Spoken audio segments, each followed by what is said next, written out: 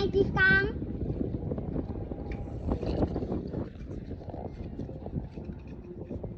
អូញ៉ាំណាំងរត់ទៅតាមទីសិនឲ្យមានអីហូបបាយផងឯងញ៉ាំណាំងមានសុបអត់នៅផ្ទះទៀតមិនដឹងវាទៅដើរលេងណាអនុញ្ញាតឲ្យខ្លួនឯងទៅផ្សារអនុញ្ញាតឲ្យខ្លួនឯងយកកត្រកអនុញ្ញាតឲ្យខ្លួនឯងជីកង់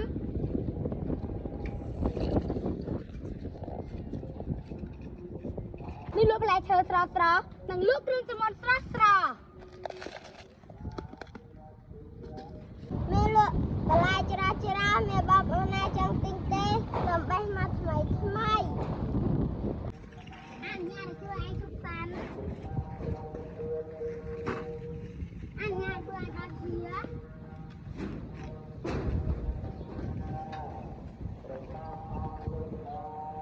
អនុញ្ញាតឲ្យខ្លួនឯងទីកង់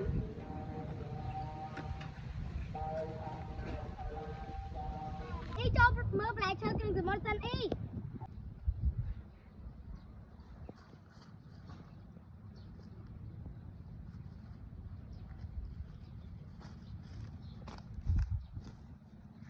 អនុញ្ញាតខ្លួនឯងសួរ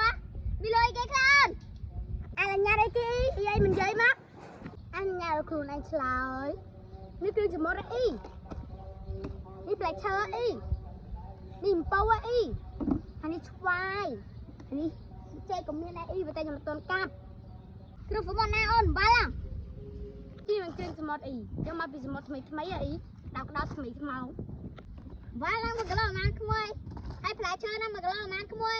អំបិលឡើង1គីឡូ25,000អីផ្លែឈើនេះ1គីឡូ10000បោនេះមកដល់2000អីនិយាយចង់ទីមួយណាក៏បានដែរអីតម្លៃសមរម្យចឹងដាក់ផ្លែឈើអី1គីឡូបោមួយដើមហើយនឹងគ្រឿងសមុទ្រ1គីឡូ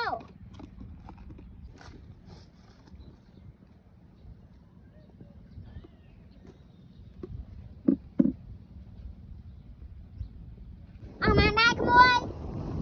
អស់37000ខ្មែរយើងហ្នឹងអីលេខក្មួយឡើយអញញ៉ាំខ្លួនឯងយកលុយ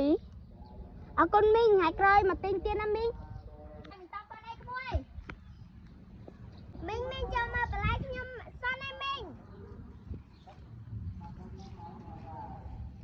អនុញ្ញាតខ្លួនឯងសួរបន្លែណាម្ដងណាក្មួយអនុញ្ញាតខ្លួនឯងឆ្លើយមីងបន្លែនេះមួយថង2000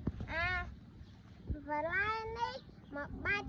5000មីងឯងយកមួយណាដែរមីងឲ្យមីងទាំងអស់មកក្មួយចាមីង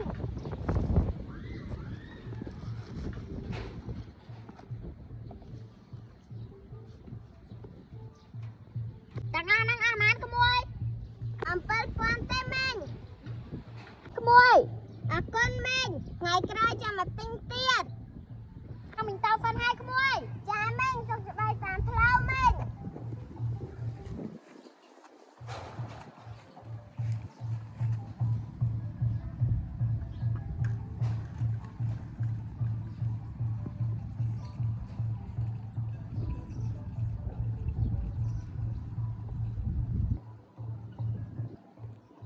អើយអនុញ្ញាតខ្លួនឯងដើមមួយ